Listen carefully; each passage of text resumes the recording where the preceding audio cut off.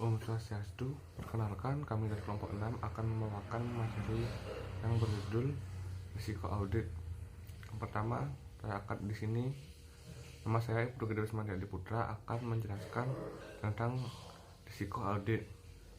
Pertama, risiko audit merupakan risiko kesalahan auditor dalam memberikan pendapat tanpa pengecualian atas laporan keuangan yang salah saji secara material.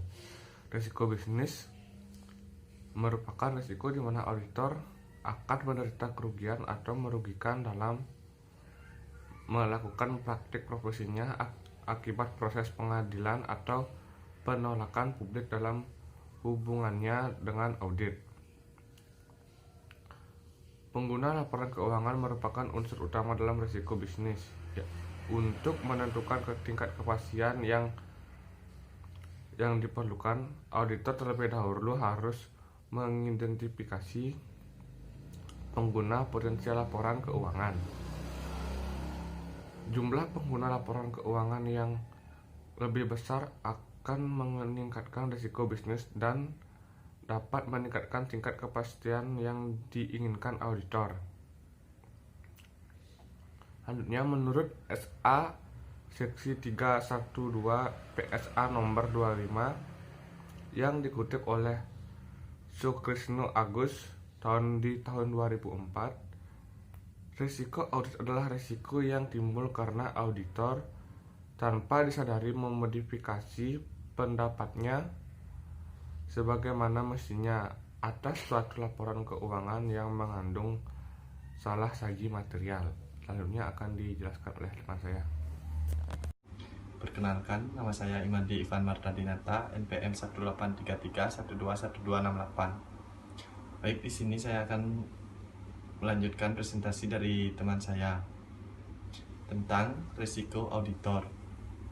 SAS nomor 47 menjelaskan bahwa risiko salah saji yang material dalam laporan keuangan yang disebabkan oleh penipuan merupakan bagian dari risiko audit dan meminta auditor secara khusus menilai risiko tersebut.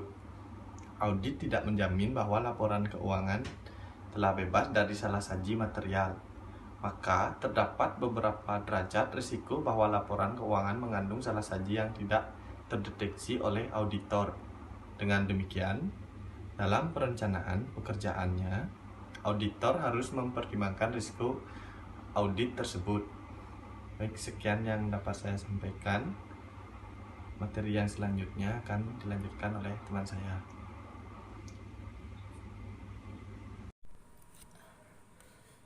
Baik, di sini saya akan menjelaskan tentang komponen risiko audit.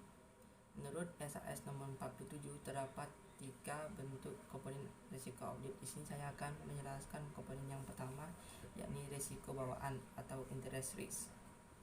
Risiko bawaan atau interest risk merupakan kerentanan terhadap kerentanan aksesi terhadap salah saji atau misstatement yang material, yang mengasumsikan bahwa tidak ada pengendalian yang berhubungan. Risiko salah saji itu lebih besar dalam beberapa arsesi laporan keuangan atau saldo-saldo ataupun pengelompokan yang berhubungan daripada yang lain. Risiko itu juga terdapat atau dipertimbangkan pada perencanaan audit. Sebagai contohnya, laporan keuangan yang bersifat kompleks atau rumit cenderung lebih sering disajikan salah dibandingkan laporan keuangan yang bersifat sederhana atau laporan keuangan yang dasar. Atau supaya lebih jelasnya, akun-akun yang relatif lebih banyak estimasi akuntansinya cenderung memiliki risiko lebih besar dibandingkan akun yang bersifat rutin. Untuk komponen yang kedua dan ketiga nanti akan dijelaskan oleh teman saya. Om Swastiastu. Perkenalkan, nama saya Iktut Sandi Wisma Permana, NPM 1833121276. Baik, di sini saya akan melanjutkan presentasi dari teman saya. Di sini saya akan menjelaskan tentang risiko pengendalian atau control risk. Risiko pengendalian atau kontrol risk ini merupakan risiko bahwa suatu salah saji material yang akan terjadi dalam asersi tidak dapat dicegah atau dideteksi secara tepat waktu oleh pengendalian perusahaan. Risiko ini merupakan fungsi keefektifan perancangan dan operasi pengendalian internal dalam mencapai tujuan entitas yang relevan untuk menyusun laporan keuangan entitas. Beberapa risiko pengendalian akan selalu ada karena keterbatasan yang melekat pada pengendalian internal. Baik, sekian yang dapat saya jelaskan. Selanjutnya akan dilanjutkan oleh teman saya. Selanjutnya ada risiko deteksi atau detection risk. Risiko bahwa auditor tidak dapat mendeteksi salah saji material dalam suatu perusahaan. Sebagian muncul dari ketidakpastian yang ada ketika auditor tidak memeriksa semua saldo akun atau kelompok transaksi untuk mengumpulkan bukti tentang asersi lainnya. Baik, saya Gus Alit, NPM 275, akan menjelaskan tentang model risiko audit.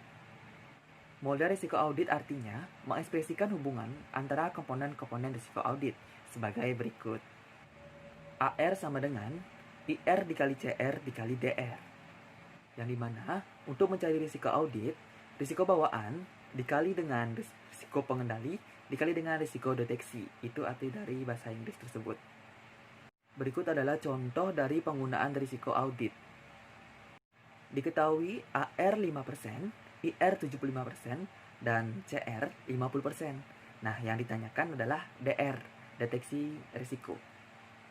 Nah, jawabannya adalah 13%, yang artinya auditor perlu merencanakan pengujian substantif dengan suatu cara yang akan menghasilkan risiko yang dapat diterima bahwa terdapat kemungkinan kegagalan sekitar sebesar 13% dalam mendeteksi salah saji yang material. Risiko ini dapat diterima jika auditor memiliki keyakinan dari sumber-sumber lain untuk mendukung penilaian risiko bawaan dan risiko pengendali. Nah, sekian dari saya. Jika ada pertanyaan, mohon ditanyakan. Terima kasih.